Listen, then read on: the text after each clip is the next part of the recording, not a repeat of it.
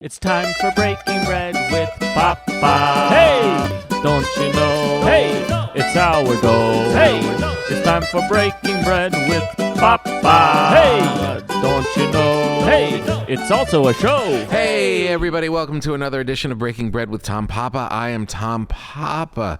Thank you for joining us. We have a great show for you today.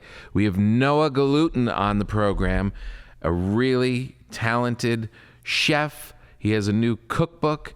It's called the Don't Panic Pantry Cookbook. Do you feel like the Don't Panic Pantry may sound familiar? Yeah, it's because he has a very popular YouTube show that he did with his wife, our good friend Eliza Schlesinger. And they started up this series of teaching people how to cook and not freak out during the pandemic. And here we are today. Finally, we've been talking about it for a while. Finally, his new cookbook is out, and it's great. And we're going to spend some time with him, and he's great. I've had him on before. You're going to really enjoy. A big thank you to our good friends at Helix Sleep for sponsoring today's program. Is there anything worse than laying on a bad mattress? Yeah, I would say the only thing worse is going to shop for a mattress. Helix makes it very easy. You can order a Helix mattress online and receive easy, no-contact delivery. Helix is offering up to $350 off all mattress orders. That's right. Helix, $350 off all mattress orders and 2 free pillows for our listeners. Go to helixsleep.com/papa, P-A-P-A, and they'll hook you up. This is their best offer yet. Yeah, you'll know from listening to this podcast, this offer got sweeter. This is the best offer yet, and it won't last long. With Helix, better sleep starts now. Very excited. We are coming into a good time of year. We've got a good Super Bowl playoff football vibes going. I've been eating a lot of garbage. I've been back on the road. My tour is rocking along. Go to tompapa.com. That's our other sponsor of this program. We had great shows this past week. We did we sold out the Kennedy Center. Brag.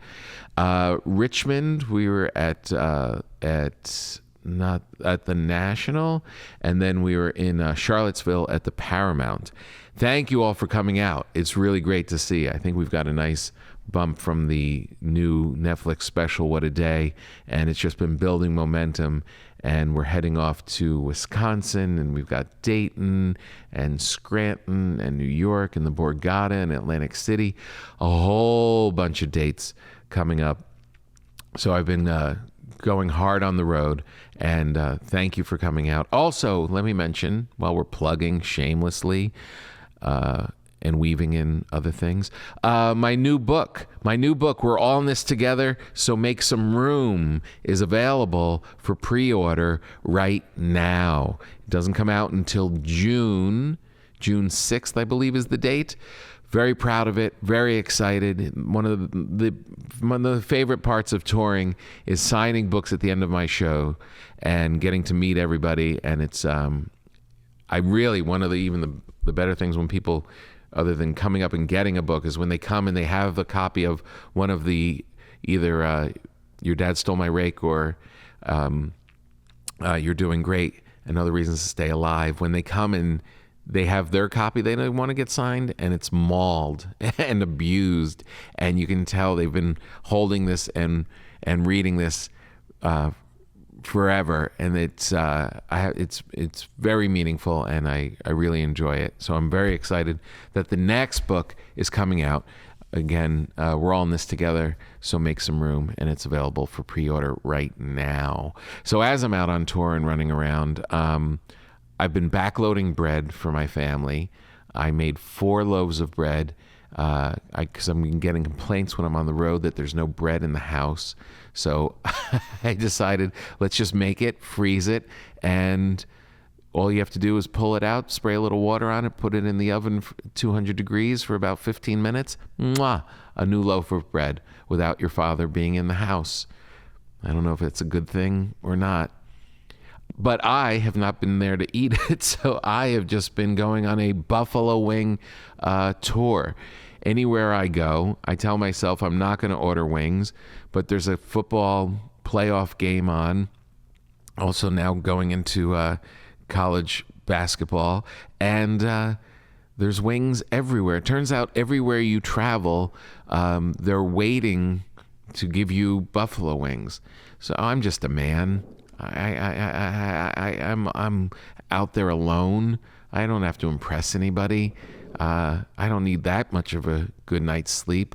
So I've been abusing buffalo wings for the entire month, and now there's no stopping it. So we've got a week or so before the Super Bowl. I'm just going to go all in and just keep going until my... the thing is, it's not even a craving that is satisfied. I just keep eating them, and I'm going to continue. And the baking, we're kind of in between stage. So bread and wings. That's all I got for you, kids. The Don't Panic Pantry cookbook. Noah is a very interesting guy. He's very talented, and he's really good at putting together these cookbooks with different cooks. He did Bloodsoe's Barbecue, was the last time he was on the program, and very passionate, not snobby. The greatest thing about this book is it's about getting your pantry right, getting all the good stuff in there. So when you are ready to go and you come off the road and you want to make a good pasta rather than order something from Postmates, which we're all sick of at this point, and you just want to make something good, simple dishes, this is the book. Very talented. Ooh, I'm just looking right now at some rigatoni with some cheese on it. It's like, yeah, come on, let's go. He compiled all of these recipes on his own from their show, also from his life growing up. He's from his family recipes.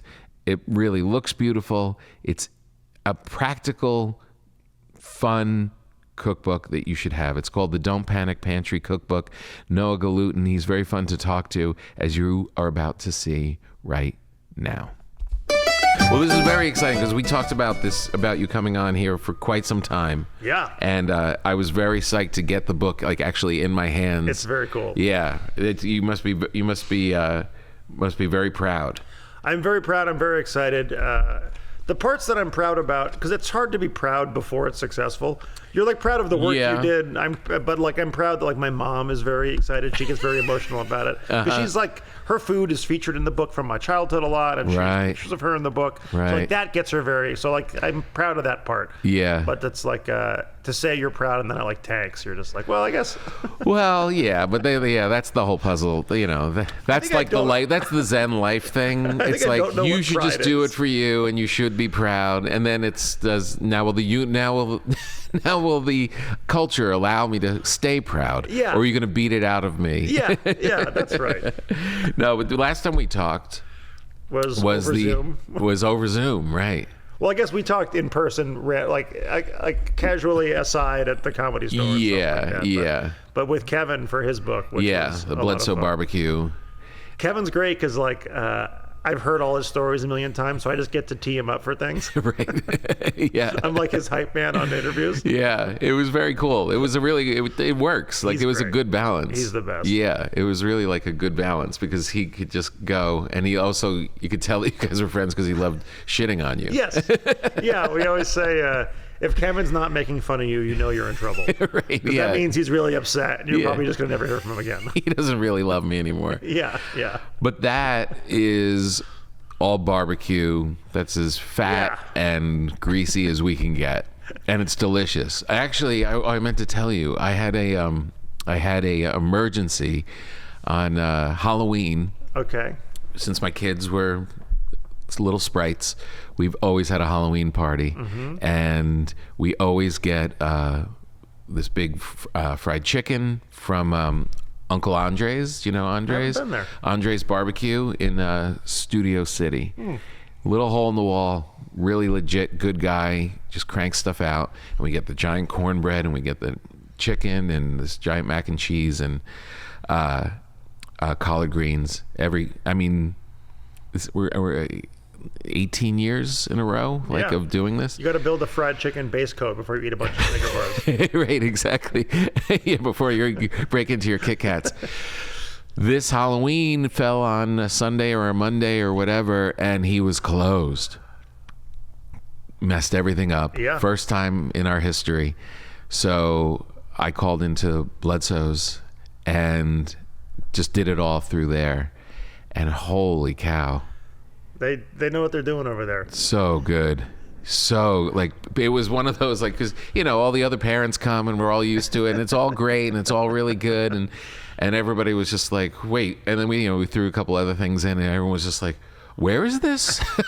It's so funny because Kevin and I talk about this all the time. We have cooked that food so much that we can't ever really eat it. Right. We'll eat other people's barbecue, but Kevin's barbecue, we can taste it to make sure it's correct. Yeah. And then we'll go eat something else somewhere else. I've probably, for a person writing a cookbook that's mostly vegetarian, I've probably cooked more briskets than 99% of the human population.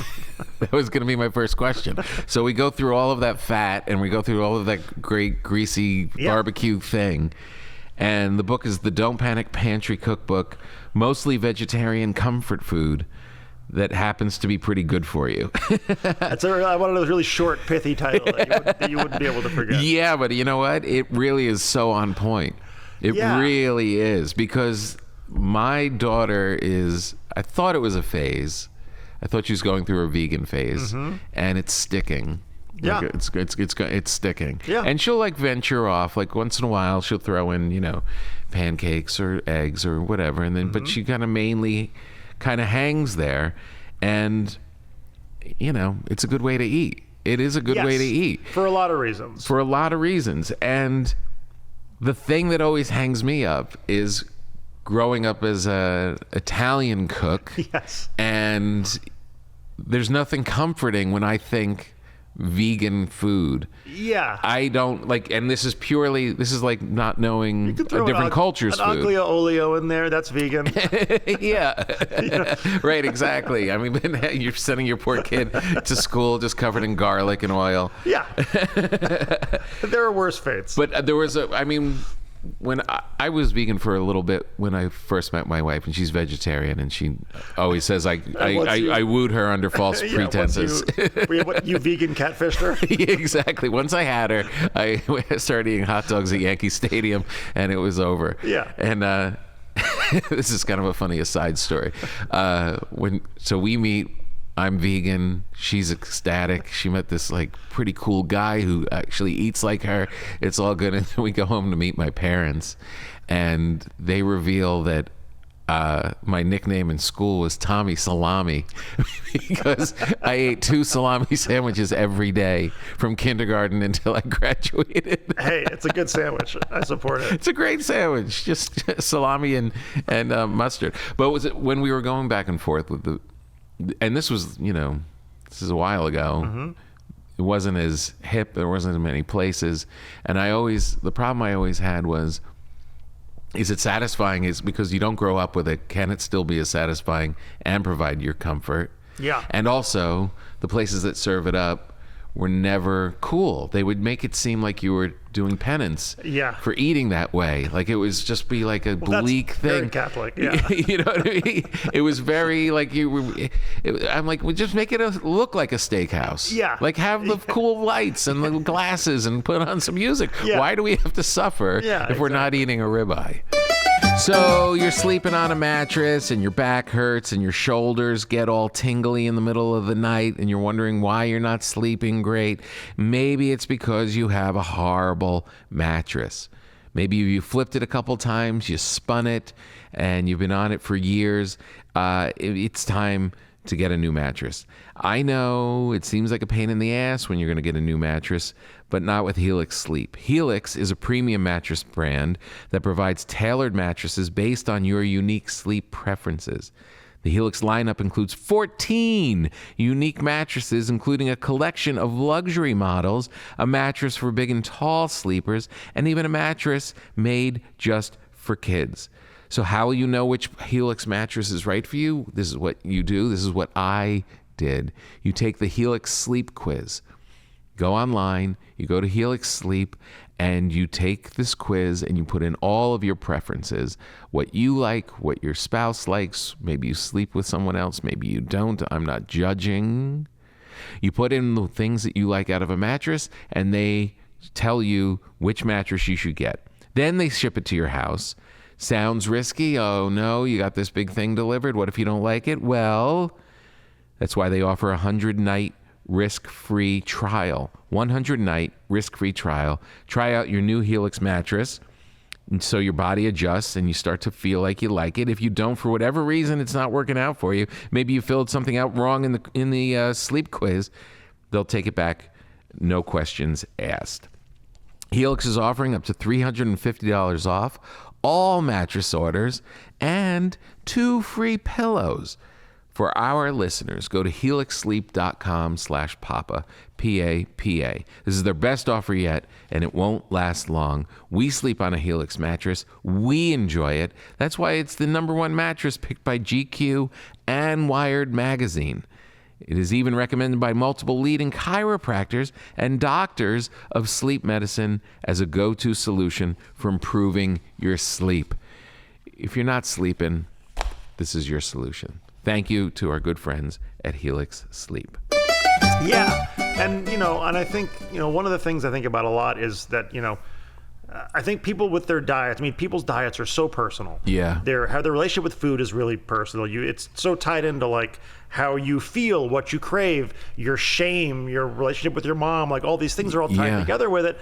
And I think what ends up happening so often is there's this like food narratives that get pushed down your throat on various angles. And I think people who kind of don't have this strong sense of what to do and don't have this like driven passion toward one thing, they're trying, which is what most people are, I think, are trying to grapple with all these different kind of senses of self with the environment and sustainability and, morality and pleasure and all this stuff. And so you end up kind of trying to balance it all together and you end up getting overwhelmed. So I think what happens, a lot of people go, all right, that's it. I'm going to get healthy for the environment. I'm going to hire a trainer. I'm going to go full vegan. I'm going to go no carbs. And you do it for about 2 weeks. Yeah. And then you go back to being the same person you were before. And so I like to I like this idea of a rational middle ground, which is, I think, what a lot of people like and want, but no one knows how to sell it. Yeah. Like how do you package it? TikTok idea, which I guess I'm trying to do with this book of, that I can believe all these things about the environment, and I believe in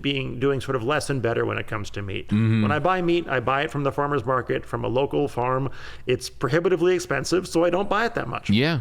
And also using meat as an accent versus the main dish. And also I kind of generally eat vegetarian at home, but I do I'll buy a really good ribeye and cook it for dinner once every few weeks. Yeah. And it's amazing, but it doesn't have to be your entire life. And so I kind of try to have this idea in the book that that trying matters and that better is enough. And that I think for a lot of people, they get so overwhelmed that you ever seen that thing where you go to the gym and you go, I'm going to hire a trainer for a little while. And the first thing they want you to do is change your entire diet. Right. And I'm like, I'm already working out and I wasn't before. Can't improvement count for something? I know. And so that is a culture. Kind of want to do with this book is I want to eat a lot of beans. I have a really big point in this book that from research did about the importance of fiber in our diets. And actually it will massively improve your overall chance of staying alive. Right. To a pretty staggering degree. But also if I'm at Adair's Saloon in Dallas, Texas at a honky tonk bar, I'm eating a greasy cheeseburger with a whiskey and a beer. Yeah. That's going to happen. Right. And that both selves can exist simultaneously. Yeah. And there's no in my mind, I always think there's going to be some SWAT team that's going to come in and catch me from veering off. And so that's why I try to have guidelines rather than rules, things that I kind of believe to be true. My general philosophy for my own diet, which is diet in the literal sense, not in my diet. Yeah. Is in what you eat, your nutrition is basically, and I tend to think more about nutrition than weight. But which is, I guess, a luxurious position to be in. But my kind of rule is I either want the food that I eat to be something I'm really excited about or is really good for me. And if it's not one of those two things, it's a waste of my time. Like eating unhealthy food that you don't enjoy that much. Like what are we doing this for? Yeah, right, exactly. Just so like if I'm ever at like a restaurant and I can't decide what to get and nothing sounds good, I just pick the healthiest thing on the menu. And I go, well, now at least if it sucks, right. I'm not like eating trash and feeling bad about it. Not feeling it, yeah, like you're eating garbage.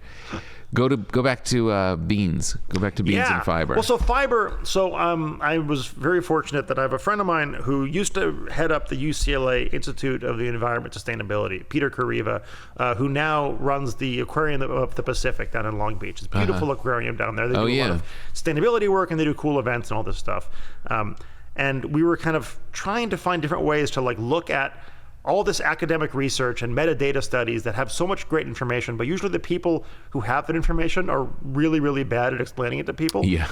And so one of the things that we found in these studies, and he was sending me, and this is like metadata, so studies of multiple studies, so like thousands and thousands and thousands and thousands of like actual human hours of studies. Yeah. Is that basically everyone is pretty much getting enough protein. We're all obsessed with protein and we're all pretty much fine. Right. And the amount that we think we need is actually less than we really need. But we are a massively fiber deficient country. And that fiber is the thing that they said that if you eat the right amount of fiber, which is usually about twice as much as most people are eating, something like that, is it decreases what they called, quote, all-cause death by 30%.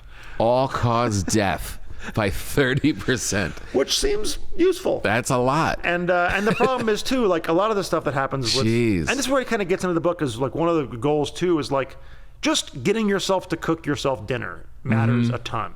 Because the less heavily processed food you're eating, the more control you have over stuff, the more you're kind of not having all these weird biohack food scientist things like that are screwing up your body's natural ability to know. Like humans have never eaten too much salt in the history of the world until like 50 years ago. Right. Because your sense of salt is your body telling you how much salt you need. Yeah, But right. if you eat a Dorito, it's like I have no idea what's happening. Right. I need more of it. Well, have you heard the term? I'm all over the place. Have you heard of the term vanishing caloric density? No. That's like a food science term that they use for like Doritos, and it's the phenomenon that food scientists have figured out that you eat something and it tricks your brain into thinking it didn't ingest calories.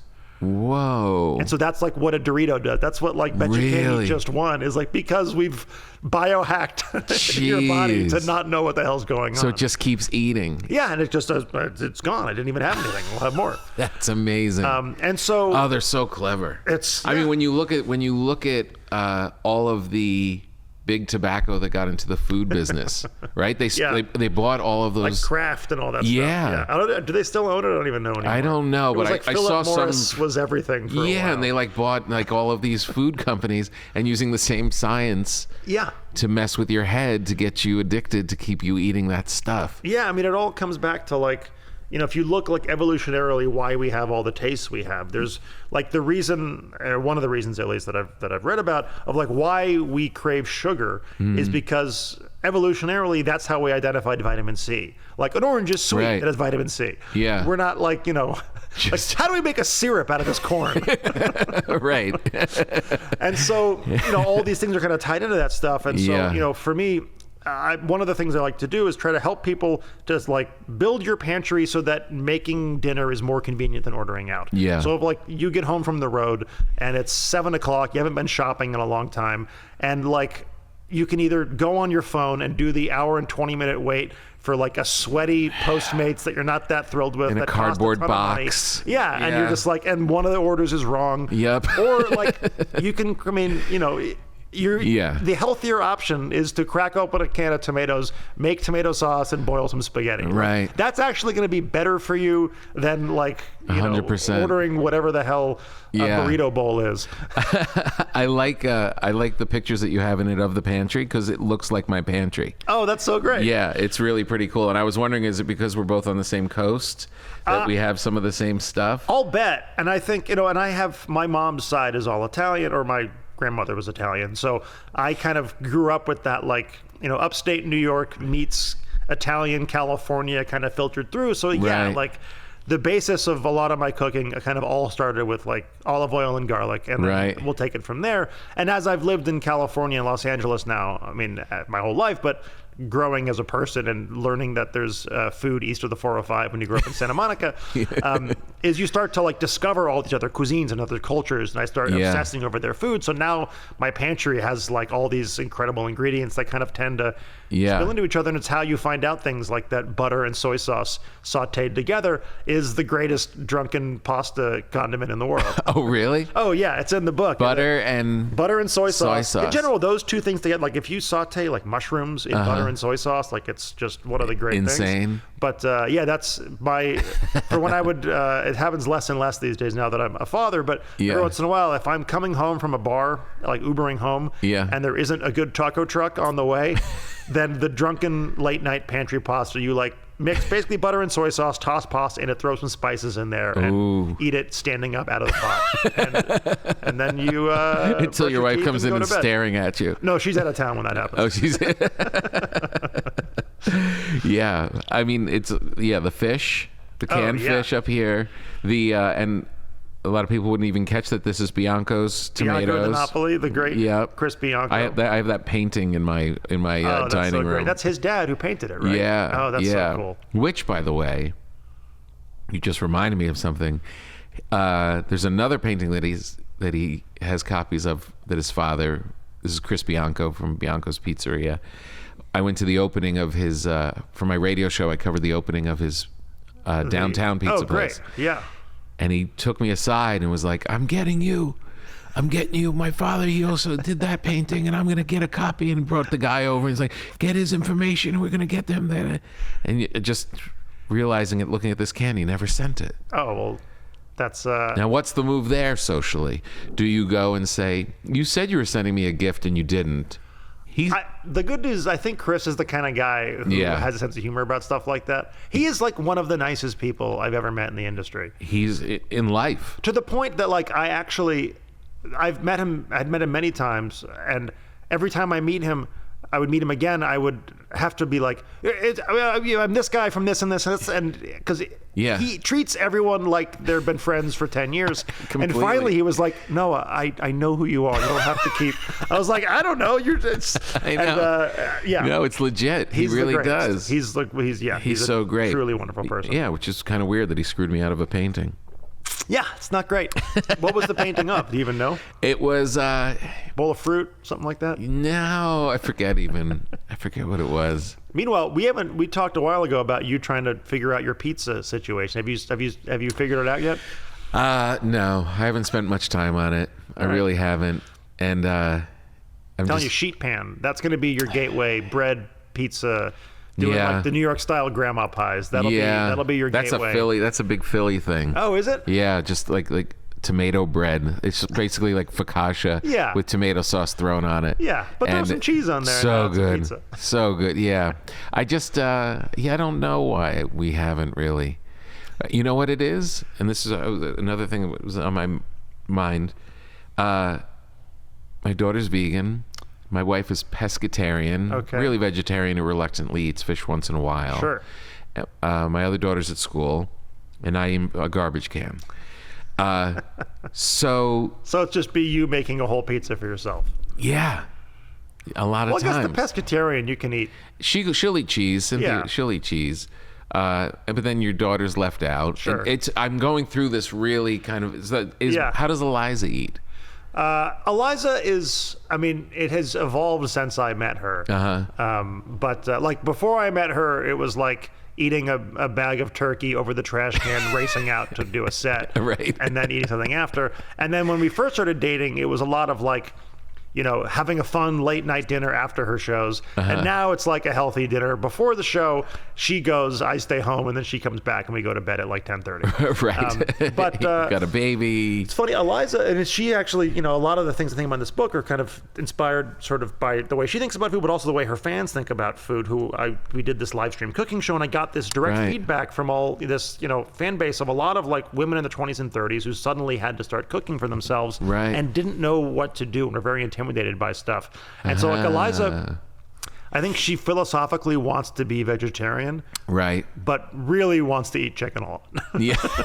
Like her body craves it. Like Yeah. as a person who expends a lot of mental and physical energy, it's like she wants that energy. Yeah. But, her body's telling her to go get it. Yeah, but she, she'll enjoy a steak and a nice sushi dinner, but we'll also eat almost entirely vegetarian at home. Yeah. Lots of like rice bowls, and I do a lot of like that kind of stuff. Right. She's not as big of a pasta person as I am. So you're synced up. So like you can, when you're making something, you don't have to make 3 different dinners. No, I do make different things that I really want when she's not home that I know she won't care that much about. But we're not doing the 3 different dinners thing. But it's the one tough thing with Eliza is it could not possibly occur to her that if she's not hungry now that she would ever be hungry again.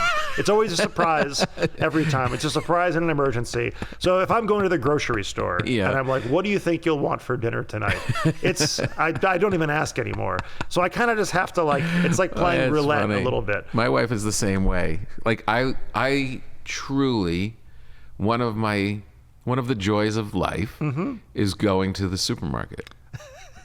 I love going anywhere. Especially in foreign countries. Oh my God. Anywhere to shop for food. I love it. I'll do it. I don't even consider it like, I do that chore. It's not a chore. Yeah. That doesn't get checked off in my box of doing shit around the house. Yeah. I love going. I love even seeing grocery store scenes in movies are always great. Yeah.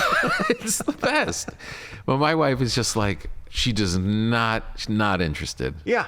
But then she has to eat again, and it comes up again.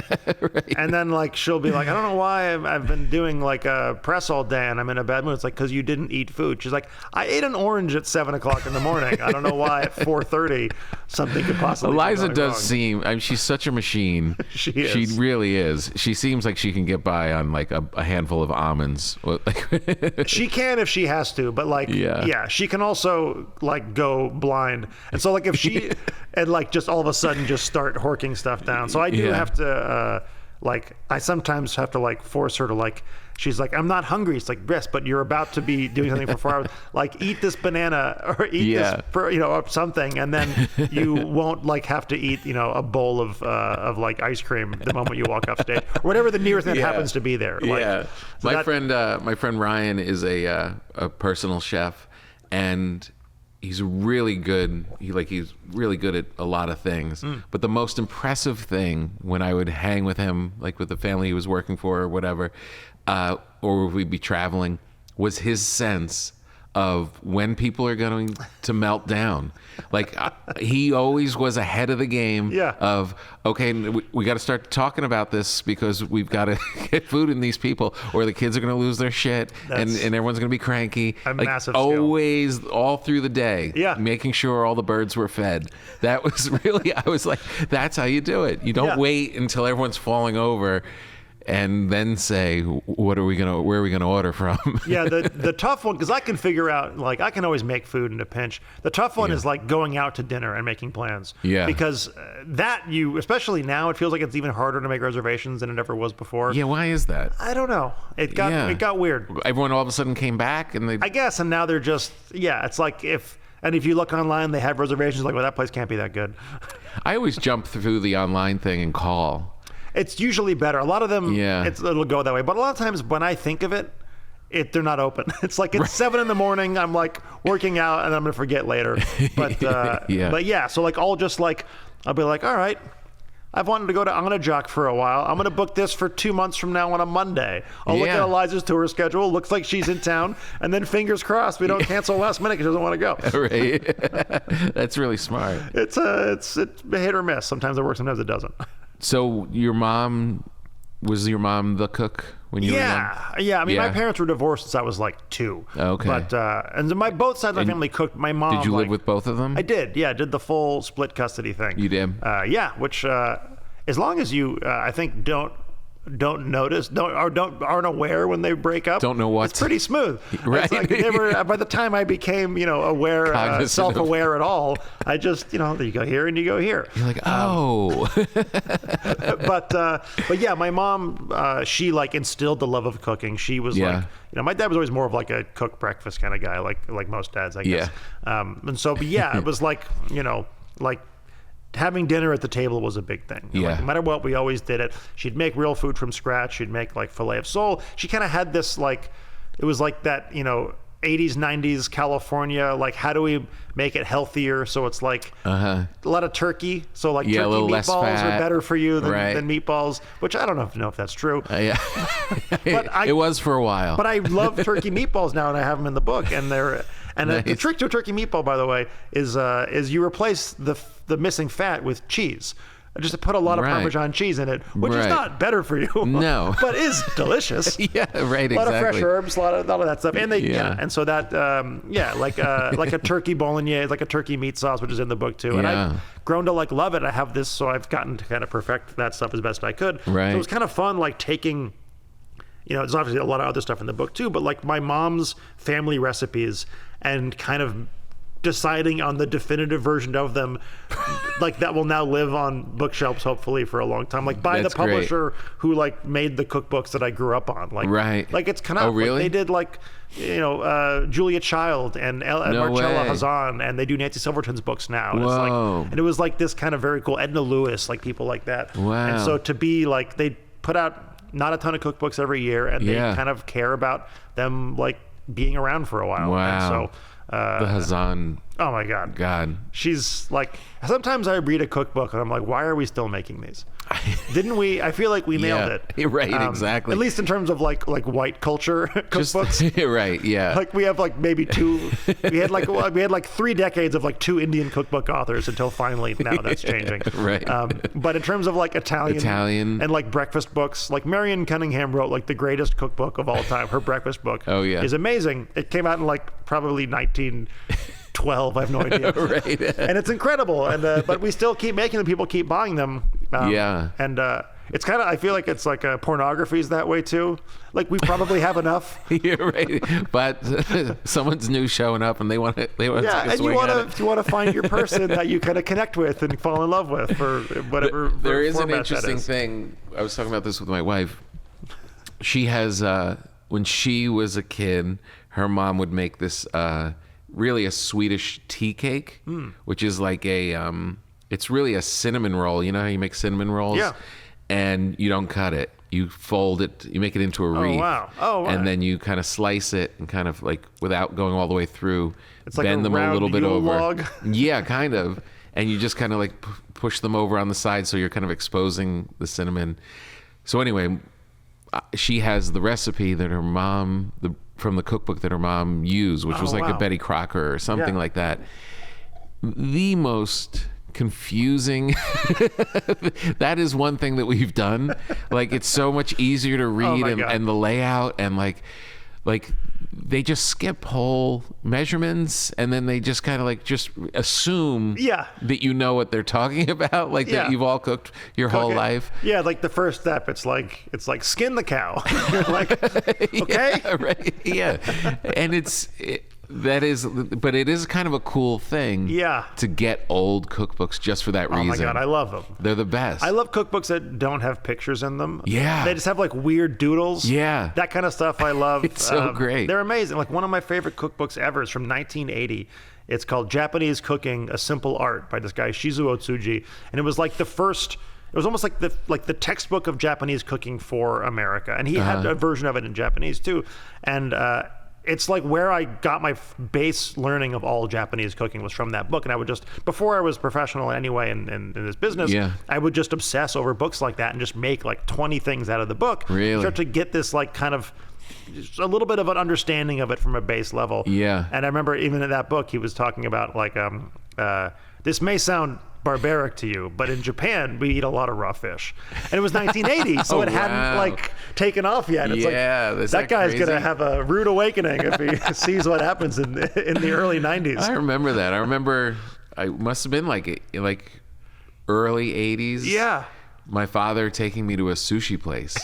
And it was all you could eat sushi. Like we had no idea. Like we were just shoving. We couldn't believe that we could eat all this. But it was like there was the one place, even in Northeast, like right outside of New York. I have a running bit with my mother-in-law, with Eliza's mom, who's like your classic like New York Jewish mother-in-law, amazing woman, lovely. But I always wanted her to open an all-you-should-eat restaurant.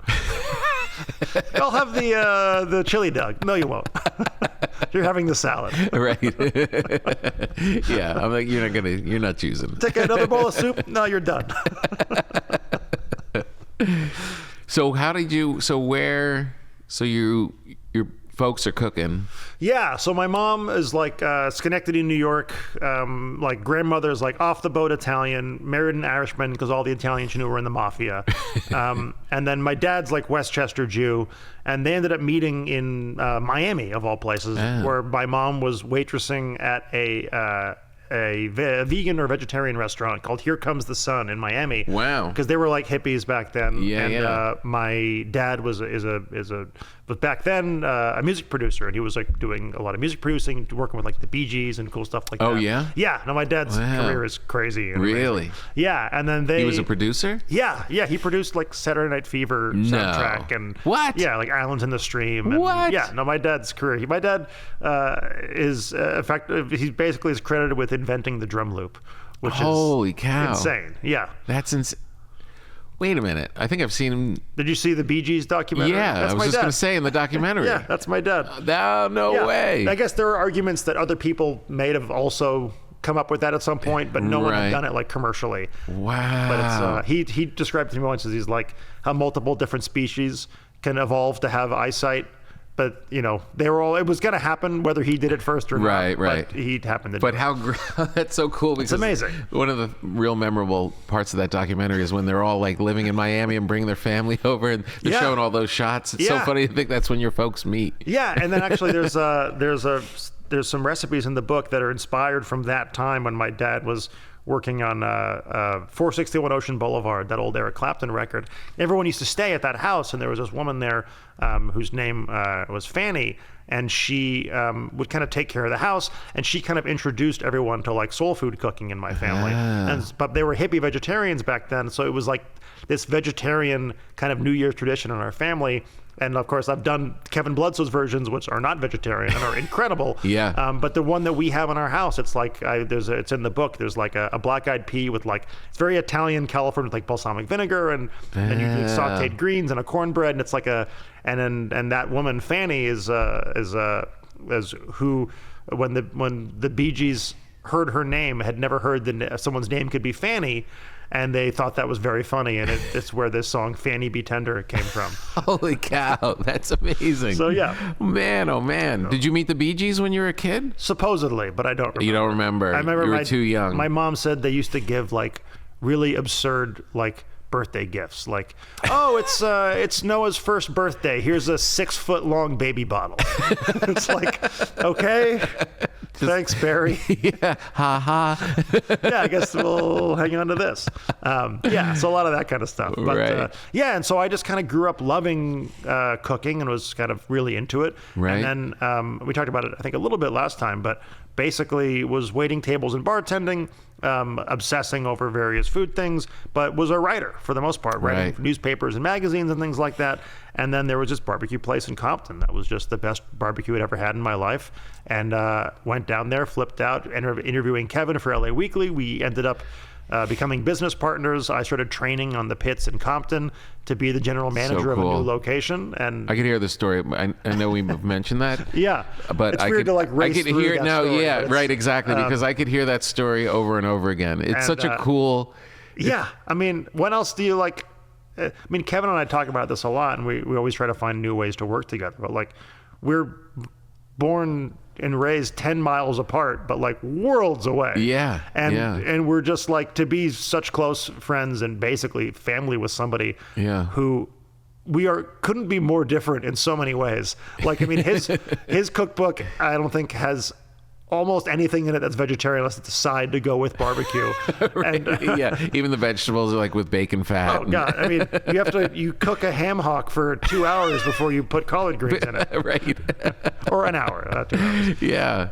But yeah, and so for me, it's, but I also like, I feel good when I eat a lot of vegetables and eat a lot of grains. And so anyway, so it's this kind of whole weird story that led me into this restaurant world, but also writing cookbooks at the same time. Yeah. And I've gotten to have this unbelievable kind of like food nerd fantasy camp lifestyle where I get to work with people like Frank Pinello and Best Pizza in Williamsburg to learn pizza from him, to open Prime Pizza out here. Worked with Jeremy Fox to write On Vegetables, who's like this legend of farmers market cooking and just cooking in general in California. And Jeremy Fox, I just said his name, Kevin Bloodsoe, and learning from him. And now I'm writing books with Ari Kolender, who has Found Oyster here to write like the definitive American seafood cookbook. So I get to learn. Really? You're working with him on that? Yeah, we're writing that book together. So I get to like write about and learn. I mean, I'm not like a seafood expert, and now I get to learn everything about seafood from one of the great seafood chefs in America. So great. And, Naisha Arrington and I are working on a book together. She's incredible. You would love her. Jeez. You got to have her on the show. And Nancy Silverton's on the back cover. Yeah, got the Nancy blurb. That's cool. Which is pretty incredible. Yeah, and it's just, and so this was a kind of, my one shot so far to really do like, I had this unbelievable good fortune to, when Eliza was shooting her sketch show in New York, she was wrapping it up, and I flew out to meet her, and my agent said, you should just meet with a bunch of New York editors, because they don't have a name to the face, and most of the editors are out there. So I met with a bunch of like the top cookbook editors in New York, and one of them was Lexi Bloom, who is amazing, and she also like edits like Murakami translations for Knopf. Oh, really? Like, she's just an incredible editor and an amazing person. And we ended up chatting for like an hour, and she said to me, if you could write any cookbook, what would it be? And I said, well, no one had asked me that, but I had kind of had my idea in my head, and I kind of pitched her on what it was, and she said, great, write the proposal and send it to me. Wow. And I wrote the proposal, sent it to her, and they were very excited about it right before the holidays. We're like, great, this sounds like it's gonna go. They're like asking me for a little more of like my social media stats. Like they're kind of like, there's something happening. Now they're starting to get interested, right? There's like they didn't just like dismiss it out of hand. And it sounded like it was maybe coming along. Yeah. And then the holidays hit, and then it was radio silence. And then it turned out that their editor-in-chief died over that holiday weekend. Whoa. Over those holidays. And so everything got put on pause. And then we kind of started to pick back up. They're starting to get ready to hire somebody. We're feeling like maybe we'll figure this out. And then the pandemic hit.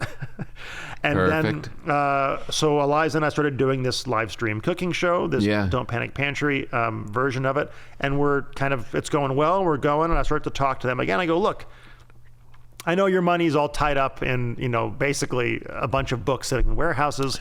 We want to do this book. Backload my deal. Pay me in a year. I'm just home. Let me write the book. Right. And then their director of contracts died. Oh my God. And then we kind of kept going and kept going, and the show was kind of going. We ended up like going on the Today Show and things like that. And then finally they called back and they said, we want to do the book, but why waste the branding? Can we name it after the live stream show, and will Eliza write the foreword? And so, and it kind of came out of that, but then the book ended up evolving because of just this like constant communication with people who were struggling with how to cook and trying to figure out what to do and figure out what they really wanted, what they were afraid of, and all these things. And it all kind of came together to create this book. That's kind of this combination of all those things mixed with the food of my childhood. This is like the food that I actually cook at home and the food that I love, and it's just it's a pretty special thing to get it all kind of having to come together in this way at this time. How did you feel about the cooking show when it started kind of catching? It was, I kind of look at it as, I think it kept me from going insane a little bit. It's like something to do every day. Yeah, every day you had to you were in production. Yeah, it's like it had a thing. Okay, we got to do this, and then you get up and you do it. And we had COVID at the very beginning of it, so like if you were watching the early days, you got to like see Eliza like lose her taste on camera. But like back then, it was like you were kind of getting shamed for thinking you had COVID back then, so you didn't want to say it. Oh, really? Like people. It was so. But those early days were those so early weird. days were so bizarre. And it's like if you go to a hospital, you're a jerk, and so we were just like home. Like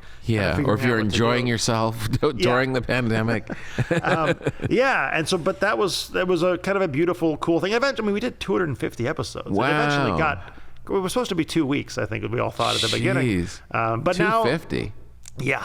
Wow. Well, eventually we stopped doing it every day. We do it like once a week or whatever. Right. But now, now it's a YouTube show. So there's actually editing, which is exciting. Oh, so you're still doing it? You're still making this is like a different version. We just, as of a few months ago, I just kind of wanted to I really like teaching people how to cook, and I like that format of like, again, like trying to market a rational middle ground is proving hard. Like trying to write like SEO for YouTube titles, like, you know, this spaghetti meatballs is so good you'll achieve Buddhahood.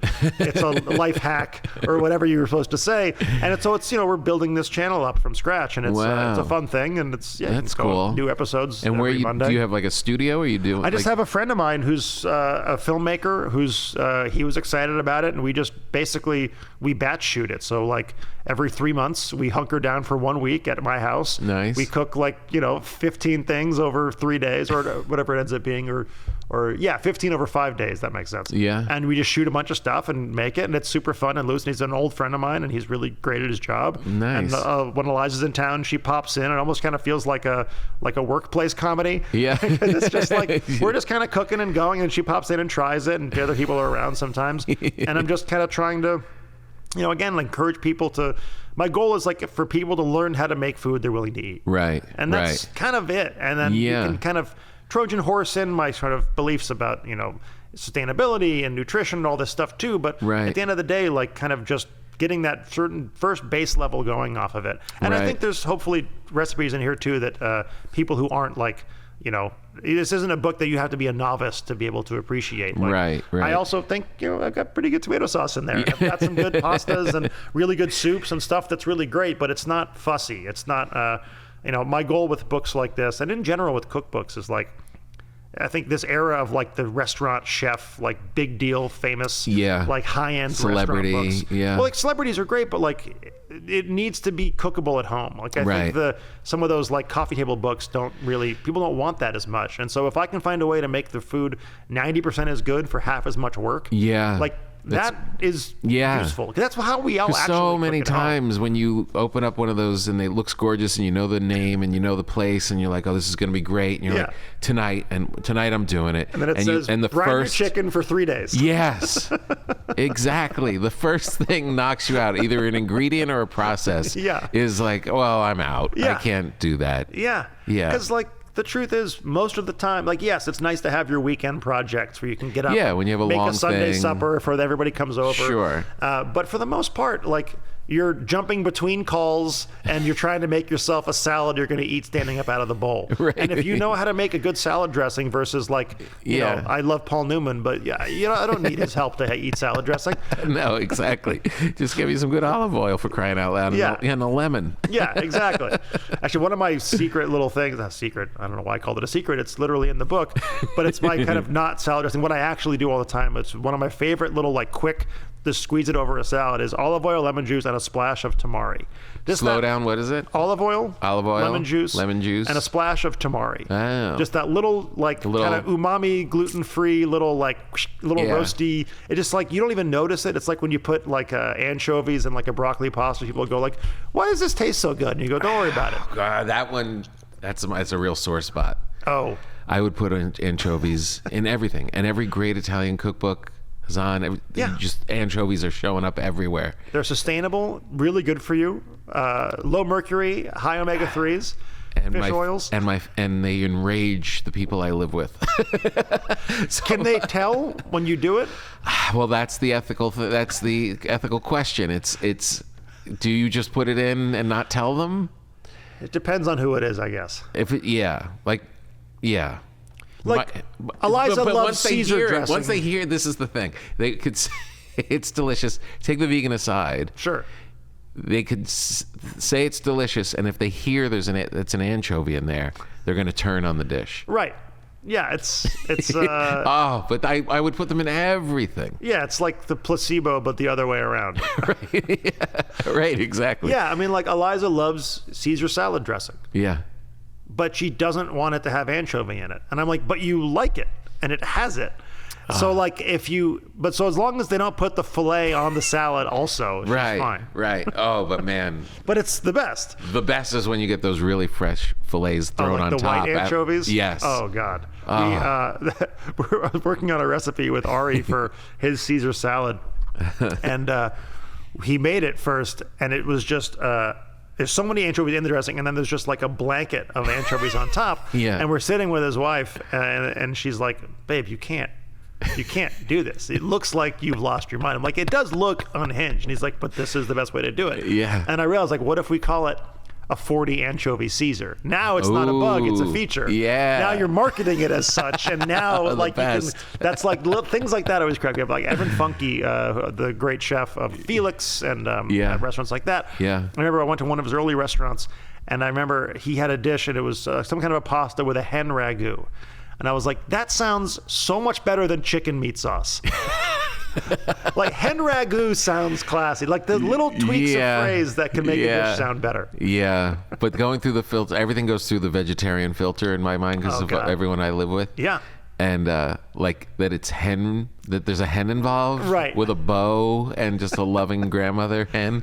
That the other one that really bothers my wife whenever, because they'll come over in the restaurant and give you the specials, and we'll just let it ride. We don't say like, oh, she does it. And whenever they get to pulled pork, the pulling the pork off of the bone, she's like, or Eliza would gets her a suckling pig. Like they were having breakfast, you pulled them away. I was like, I don't think they have to kill them like right then. Yeah, right off the teat. But yeah, the hen thing. Not to get too into weird territories, but I have a. Sometimes I think there's like certain things in our foodways that are like hiding in plain sight. And one of the ones I realized recently was, you think about it, and all the chickens we eat are female. Right. And all the eggs we eat are from females. And this isn't like an alt-right, like men are like what's happening thing. But I was kind of like, wait, so how are they actually doing this? Like, is it a genetic modification? And I think that there are some things they're doing that are going in that direction to like pre-design their birth sex. Sure. But my understanding is that a large percentage of it is just the chick comes out, they check it, and then it either into the wood chipper and probably turns into pig food, or it goes on to the other way. And so this idea that like the sound effect made it so much worse. The idea that you could like that eating eggs as vegetarian is kind of hard to rationalize. Right. Because you're basically you have to kill a bunch of baby male chicks to get I guess, are males chicks? Once you go deep into it, you're gonna I mean it's all gonna be revealed. I just did this piece for Eater that came out last week that was a 1.5-year passion project of me obsessing over boxed chicken broth that you buy at the grocery store. Because I was writing about actually for this cookbook for the head note for the chicken stock recipe. I was like, making it from scratch is better than buying it in the box. I know this to be true because it tastes better. My mom always did it that way.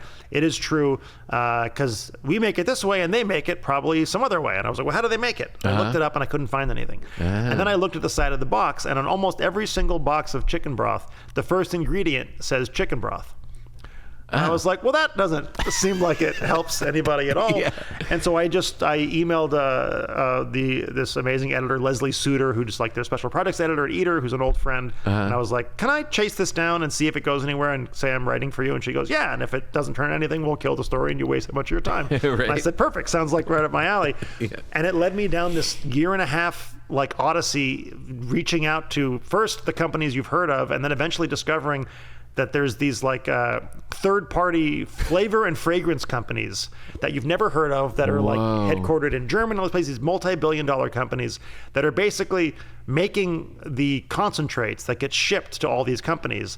And so they're buying the same concentrate, and then they add their own ratio of carrot juice extract and salt and sugar to have it taste like Kitchen Basics or Campbell's or whatever it is. And this idea of like brand loyalty is like so absurd. But then reading about these companies, their websites are fascinating because they are they're not marketing to the consumer, the person. They're marketing to other corporations that are making food products. And so they have lines like Simrise is like the largest manufacturer of broth concentrates that come to the U.S. And they said on their website, the average person interacts with our products 30 to 40 times a day.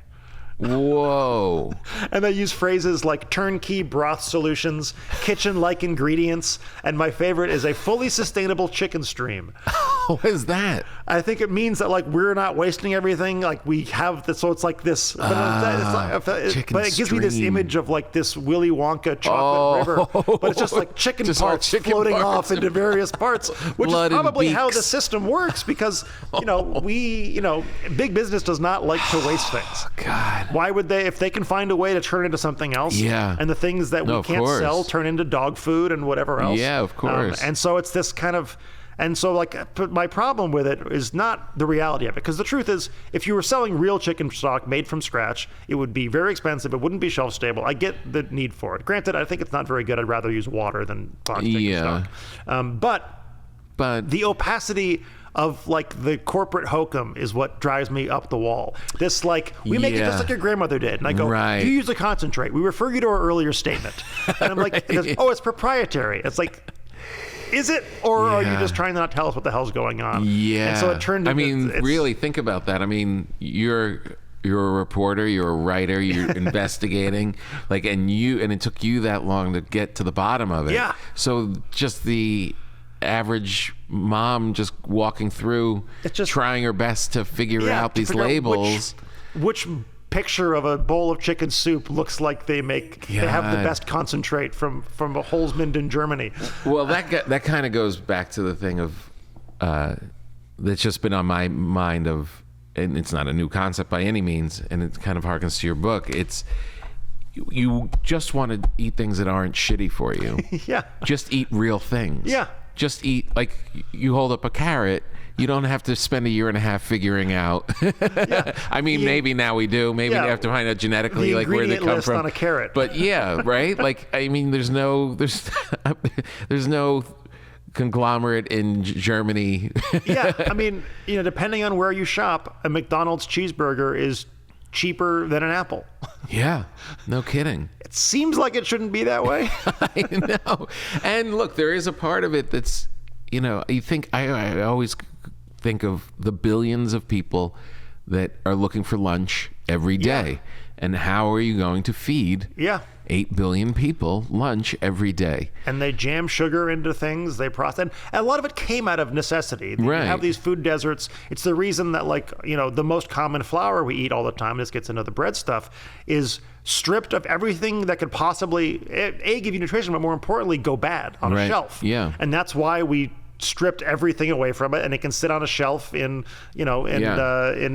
Tuscaloosa for 6 months, and it won't go bad. Yeah, and that's kind of where that stuff comes from. But yeah, I mean, one of the things that was fascinating about this too was when I was researching all this stuff was I talked to Michael Moss, who's a fascinating guy. He's a Pulitzer Prize winner. He got a Pulitzer for investigating the E. coli outbreak from a while ago with Cargill. And he's written a bunch of amazing books, like Hooked and things like that. And he does like kind of really serious investigative research. And he kind of ended up going down the food path, but he's just kind of a brilliant guy. Mm-hmm. And I was talking to him for this piece, and he was telling me that like the biggest ruse in the whole thing is the idea that the USDA and the FDA are here for our protection. That essentially the food labeling that they're doing was a negotiation between these food companies who wanted to give the impression that they were being looked out for with the government to negotiate what they were going to have on their labels. And so when he was trying to find out where the tainted beef was coming from, which like Cargill plant, the government told him it was proprietary and they couldn't tell him, which means that their job is really also, part of their job is to protect the money of the giant businesses in America. And it's that kind of stuff. And so, anyway, cook beans. Yeah, right, exactly. Just get some beans, get some spinach leaves, get something that looks like a fish. And you try your best. Like, I'm a big believer in finding your local farmers markets. But like, I'm lucky enough to live in California where like much easier. We have amazing things here. And so I wanted this book to you be able to like go to a Kroger in Madison, Wisconsin, be able to buy stuff and cook it, things in this book. And at the end of the day, if you're doing that, you're getting most of the way there. It's all like the heavily processed stuff where it's just like the one that kills me is the term evaporated cane juice. Yeah.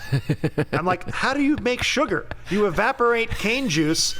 Just call it sugar, but the fact that we're able to like go, no, it's a kind it sounds bar. Nice. It sounds like candy canes. The bar is kind, and the cane juice is evaporated.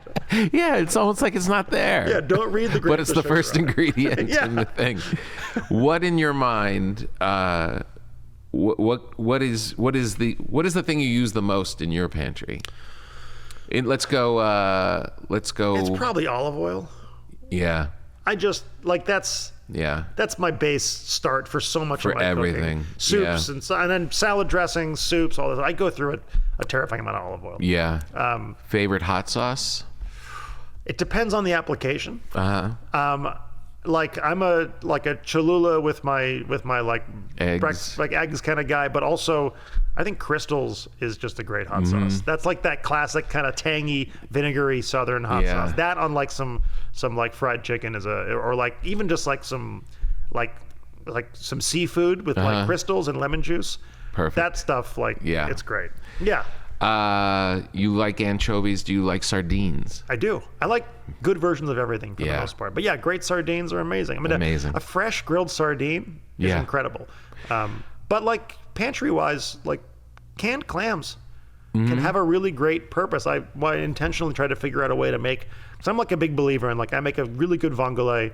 You make it from scratch. You have really good fresh clams. Yeah. The clam juice is extracted. It tastes of the ocean. And it's amazing. Right. But I was like, how do you make a great canned clam pasta? And I found one that I'm really proud of, and it's in the book. Nice. It's got there's some soy sauce and butter in there because you gotta live a little. You gotta crank up the flavor when you're using canned clams. But like canned clams are great for like clam chowders and things like that.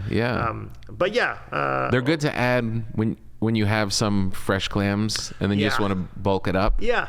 It's good. I think I realized why, like, when you go to an Italian restaurant and you get like spaghetti and clams and it has all the clamshells in it and it looks really cool, but it's kind of a pain in the ass. Right. Like, I'm like, you almost finished the meal and then you left part of the waste. And I think the reason they did it initially was to prove that it was real clams. Right. Exactly. I know. Exactly. So that's my theory on that. Yeah. And then just throw a couple extras on. Yeah, exactly. Or they give you the one real clam and that's the rest of it's on there. Coffee? Yes. You're into it? I'm not into it. I like it and I drink it. I'm not that picky about it. Right. What's your home process? I was like a French press guy, but then if anybody else comes over, it's a nightmare. Yeah, right, exactly. If it's not, you're right. Anybody besides you. Yeah. So now we have like one of those old school coffee pots. So you fill it up, you do it. So like when I bought it because we were shooting the cookbook, and I had like 3 people in our house plus my wife and whoever else is around. And so I was like, I need to be able to make 12 cups of coffee every day, like 12 measuring cups, not literal cups. Yeah. But and so now we just do that. That's great. Yeah, that is good. Yeah. What about you? I'm doing a pour over. I got a nice little kettle and heats up really hot and really fast. Does anyone I'm else? the only one drinking it. Say. Yeah, because it's just me. It's just me. No one else. Solo passion and project. Even when my daughters are into having their coffee moments, they don't have the patience for it. So it's just like my own little thing. Yeah. But it's so much better. You know what? It's so good. Not to go against your vegan daughter, but I bought my wife the Breville milk foamer. That thing. It's like the Cadillac of milk foamers. Oh, really? You can set the temperature and it you got 2 different settings on it, and it makes this just beautiful, foamy, luxurious foam. Because I'm not making espressos and stuff, but sometimes we'll do the fancy milk. And just it's do a nice. Little dollop. Yeah, it's good. It's great. Do you use any nut milks for that? Will you use an oat milk? I have in the past. I usually just drink black coffee unless I want to have it like a luxurious thing like that. Yeah. And truthfully, if I have it, I tend to just drink black coffee. I'll do a workout, black coffee like that. I like that too. I'm generally more utilitarian when it comes to breakfast. I have a recipe in the book for I call it health sludge. And I've got part of my reasoning for it is I wanted to undersell it. When you try it, it's for health sludge, it's not that bad. But it's basically a smoothie that contains everything nutritious I could possibly jam in there. The liquid is water. Lately, it's some kind of greens with flax seeds, chia seeds, oats, turmeric, ginger, all that kind of stuff. Frozen cranberries, because those are super antioxidant, but not that high in sugar.